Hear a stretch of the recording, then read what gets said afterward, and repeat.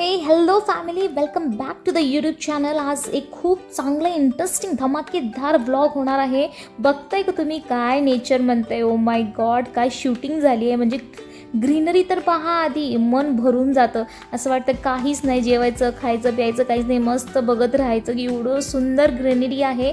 कुठं आहे हा जन्नत? तर हा जन्नत आहे आमच्या नाशिकमध्ये, त्र्यंबकेश्वरच्या रस्त्याला जाताना हा जन्नत आहे। एवढं सुंदर असं ग्रीनरी आज मी तुम्हाला दाखवणार आहे। खरंच नेचरशी तुम्हाला अगदी प्रेमच होऊन जाणार आहे। एवढं सुंदर असं आजचं ब्लॉग आहे आणि खूप महत्त्वाच्या गोष्टी मी आज तुमच्यासोबत डिस्कस करणार आहे। चॅनलवर नवीन असाल तर लाईक शेअर सबस्क्राईब नक्की करा आणि बघा आम्ही काय धमाल करणार आहे आणि कुठे आम्ही बाहेर आलेले आहे, सगळं डिस्कस करूया। आता हे सकाळी सकाळी माझे घरचे कामं आवरलेले आहेत आणि मी मस्त आज साडीमध्ये दिसत आहे तुम्हाला, म्हणजे आज काहीतरी धमाल आहे, काहीतरी नवीन प्रोग्राम आहे। तर माझी चालू आहे नित्यसेवा, कामं करून नित्यसेवा करून जायचं आहे आम्हाला बाहेर। अष्टमध्ये ॲक्च्युली असतो आधी शेमध्ये घरोघरी स्वामी केलं नित्य होते ब्राह्मण भोजने स्वामी नामाचे गाजले दिगंधर खेती कामने धरून शेती बहुत दर्शनाची कोणाला ब्राह्मण क्षेत्र वैशाली शूद्र आणि म्हणा पारसी म्हणा भाविक दर्शनी आवणी याची गर्दी भारी सदा। चला आता काहीतरी खाऊन घेऊया, कारण काल होता सोमवारचा उपवास। म्हणजे हा जो व्हिडिओ आहे हा आहे मंगळवारच्या दिवशी।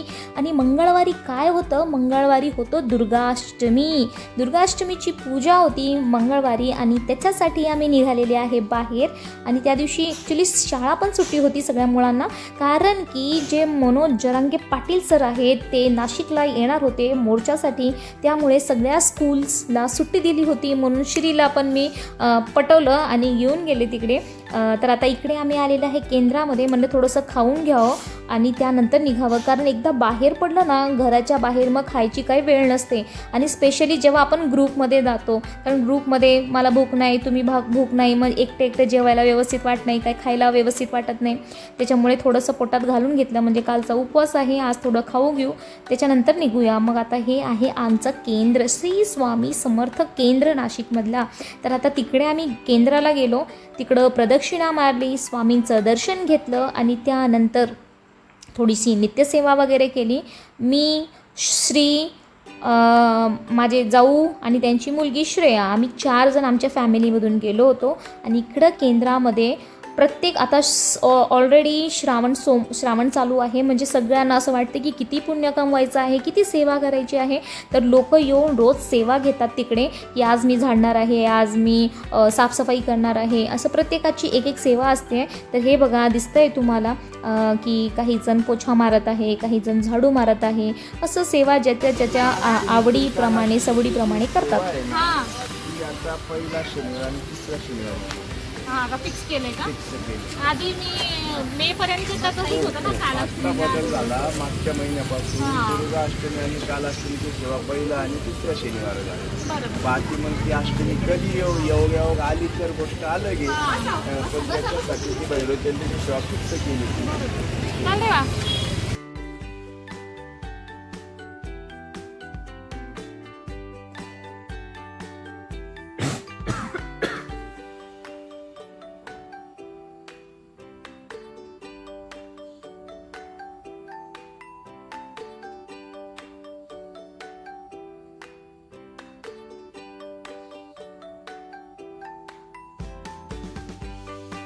सगळेजण बसलेले आहेत गाडीमध्ये। ॲक्च्युली आम्हाला नेहमी तर असं टेम्पो असतो जे छोटा हत्ती म्हणलं जातं, पण ह्या वेळेला गाडीची बंदोबस्त झाली नाही, कारण सगळीकडे सुट्ट्या होत्या। मग काही जण मोर्चासाठी दंगे होतील म्हणून काही थोडंसं आम्हाला ती गाडी ॲडजस्ट झाली नाही काही कारणास्तव, त्याच्यामुळे आम्हाला ही जी स्कूल व्हॅन आहे ते निवडावी लागली। आम्ही त्याच्यामध्ये बसलो आणि जास्त कंजेस्टेड व्हायला नाही पाहिजे म्हणून मोजके 10 ते 12 जणच असं आम्ही होतो सगळेजण। पुढे ड्रायव्हर सोबत 2 जण होते आणि मागे एक 9-10 जण आम्ही एवढे जण होतो। तर बसलो आम्ही व्यवस्थितपैकी आणि त्याच्यानंतर निघालो। ॲक्च्युली पाऊस तर आता सध्या नाही आहे नाशिकला तसं, पण एवढं सुंदर व्ह्यू असं वाटत होतं ना, वाव खरंच मी ग्रीनरी पाहा ना, मला तर एवढं सुंदर वाटतं ना, खूप खूप सुंदर आहे। आणि पण निघालो आम्ही जेवण वगैरे करून। फक्त तिकडे पोहोचायला ॲक्च्युली आम्ही 10-10:30 वाजता इकडे केंद्रात गेलो होतो। पण त्यानंतर आम्ही तिकडून निघायला आम्हाला 11-11:30 वाजले, कारण की केंद्रामध्ये गेल्यावर ही बाया घरातून लवकर निघतच नाही, त्यांना संसार सुटतच नाही, तेच घरातले कामं, तेच नवरा, तेच लेकरं, आता ते ऑब्वियसली ते पाहिजे, पण काही कारणामुळे आपल्याला काही गोष्टी स्किप करावं लागतं. नाही माझी फरशीच झाली नाही, माझी हेच झालं नाही, त्यामुळे बायांमुळे उशिरा होऊन गेला आम्हाला. आणि त्यानंतर तिकडून निघायला आम्हाला 11:30 ऑलमोस्ट झाले होते. मग तिकडून सगळेजण निघून मग इकडे त्र्यंबकसाठी, गुरुपीठसाठी आम्ही आलो इकडे.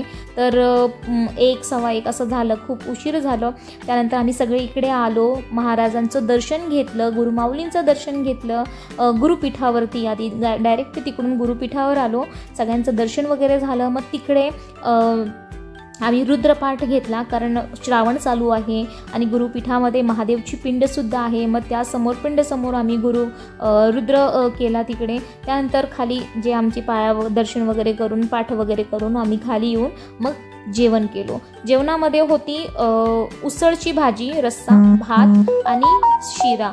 शिरा जो असतो ना, एवढं भारी शिरा असतो, मी नेहमी जाते आणि 2 वेळा खाते, म्हणजे एवढं स्वीट, एवढं चांगलं असं शिरा राहतो तो. 2 वेळा नक्की घेते मी हा, खरंच मला खूप आवडतो इकडचा शिरा.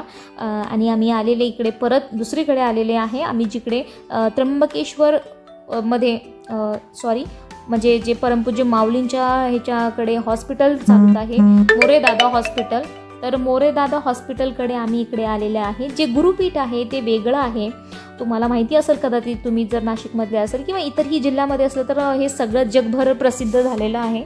खूप लांबून लांबून लोक येतात इकडे, सेवा करतात.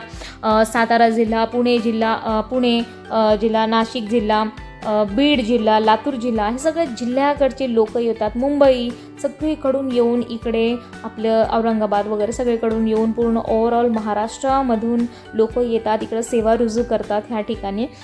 तर गुरुपीठ वेगळं, तिकडं दर्शन घेतलं, जेवण पोटोबा केला आणि नंतर इकडे येऊन मग आता विठोबा करणार आहे आम्ही. तर आता इकडे पाठ करायला आम्ही बसलेले आहेत.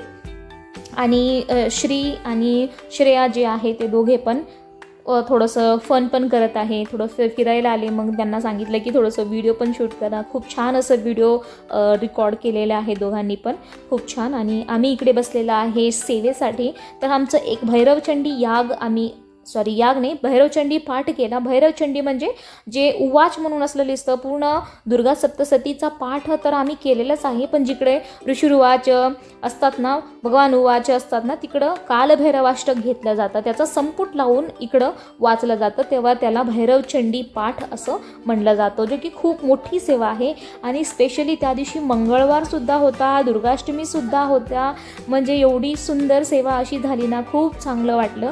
त्यानंतर थोडंसं BP वगैरे माझी लो झाली ती, म्हणजे माझे केस वगैरे थोडे खूप खराब झाले होते, कारण खूप घाम वगैरे सुटलं, चक्कर आली, अशी थोडी तब्येत खराब झाली माझी तिकडे. गुरुपीठला जसं आम्ही तिकडे गाडीवरून पोहोचलो तेव्हाच माझा ॲक्च्युली थोडी तब्येत खराब झाली होती आणि तो लो BPचा त्रास आहे मला ॲक्च्युली. मग आता घरी आम्हाला यायला 6:45-7 वाजले होते. येईपर्यंत समर्थनी सेवा झाडू वगैरे मारला होता.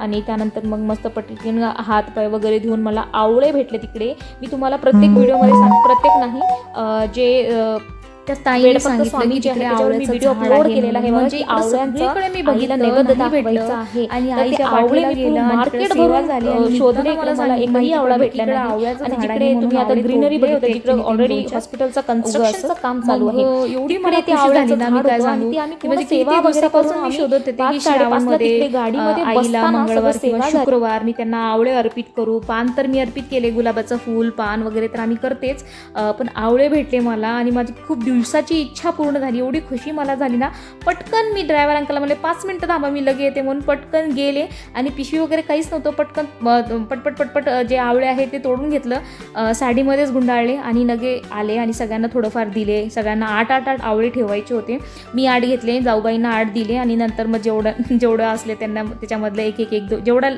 आले तेवढं लोकांनी घेतलं. एवढी मला खुशी झाली ना, मी खरं सांगते. मनापासून तुम्ही जेव्हा एखादं सेवा आईला, एखादं काही असं तुमच्या मनापासून तुम्ही जेव्हा मागताना, ते नक्कीच तुम्हाला समोर कुठं ना कुठं नक्कीच भेटतो. म्हणजे या दिवशी मला एवढं रिअलाईज झालं नाही त्या गोष्टी खूप. आणि तेही आईनं माझ्याकडून मंगळवार दुर्गाष्टमीच्या दिवशी मग सकाळी मग मी कुंकुमार्चन वगैरे केलं नव्हतं अजिबात, वेळच भेटलं नव्हतं. खूप सगळं कामं करून जायचे, कारण गेलं ना एकदा मग संध्याकाळी 7-7:30 वाजतात. मग मी सकाळी सगळं आवरून जाते, मग त्याच्यामध्ये वेळ भेटला नाही, काही नाही. आणि रुद्र पण माझं घरी झालं नव्हता, कारण शाळांमध्ये मी पूर्ण महिनाभर रुद्र करणार होते. मग रुद्रचा पाठ पण माझं तिकडं झाला. मला वाटतच होतं की रुद्र आज राहून गेला, पण देवाने तिकडं गुरुपीठावरती रुद्र करून घेतला माझा, आणि आईने माझ्याकडून आवळे पण घेतला. मग संध्याकाळी आवळ्यावर एवढी खुशी झाली ना, मला मी सांगू शकत नाही. खरंच मनापासून तुम्ही हाक मारली ना, बरोबर आई ते सेवा पण तुमच्याकडून करून घेतात, आणि तुमचं जे इच्छा आहे ते पण नक्कीच पूर्ण होते. तर संध्याकाळी आल्यावर परत मी 16 वेळा कुंकुमार्चन केलं. गुलाब होता माझ्याकडे, गुलाब अर्पण केला, कुंकुमार्चन केला, आणि आवळेचा जो नैवेद्य आहे तो दाखवला आईला. खूप मला जीवाला शांती भेटली, कारण माझं खूप दिवसापासून झालं होतं की श्रावणमध्ये कमीत कमी